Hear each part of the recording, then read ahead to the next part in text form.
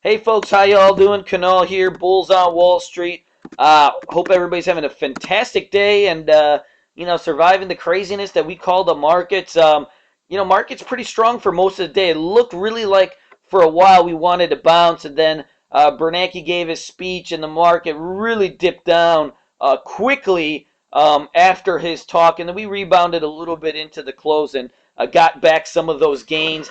Now, we're in a precarious position. Number one, there's not that much volume, the last couple days, obviously with Thanksgiving weekend. And even though we have closed above the 200-day moving average for 2 days in a row, we still have quite a bit of resistance here at 1400, along with the 20-day moving average underneath. So, it's not an easy kind of a setup that we're here for long the market. So I would anticipate we probably just kind of chop around for the next couple days and back and fill this area. And that'll probably, if this market's going to run, build up some steam and some energy for the market to continue higher if that's what it wants to do. At this point, it's a little bit inconclusive, but the price action's been good. Turkey week is one of my favorite weeks to trade, along with Christmas, as you'll just see random stocks just kind of popping out all over the blue, as it's mostly run by day traders. Let's take a look at some of the stocks that we're watching for today. CEDC, nice pop today, 50%. I don't even know what's going on here, but you can see the 60 level was pretty huge. I'll be watching this for day trades potentially tomorrow.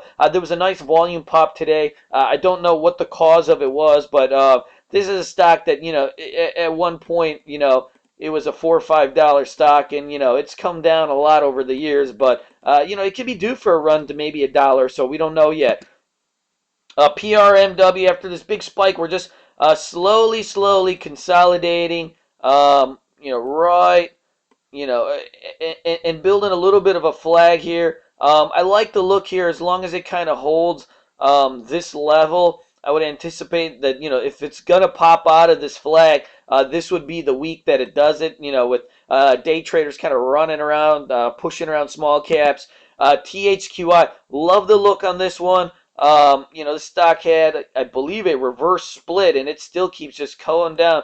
We've built a nice support here. There's a little bit of a volume accumulation happening. Nice pop today, 13 cents. I think that this one probably makes a run to 150 or so.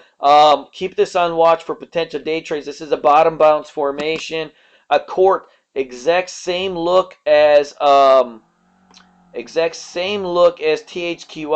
Looks like 150's in the cards, but if 150 can pop over, I think that this one's got a nice pop in it too. Look at the volume push today. MVIS, this one's starting to come out of range. It's been consolidating here for the last couple months, and you can see on a longer term basis, we're starting to come out of range. We're testing the top of the range. If this breaks, we could see maybe $3 very quickly. This stock, when it runs, it does like to run, and it happens every 3-4 months. It goes on one of those big pushes.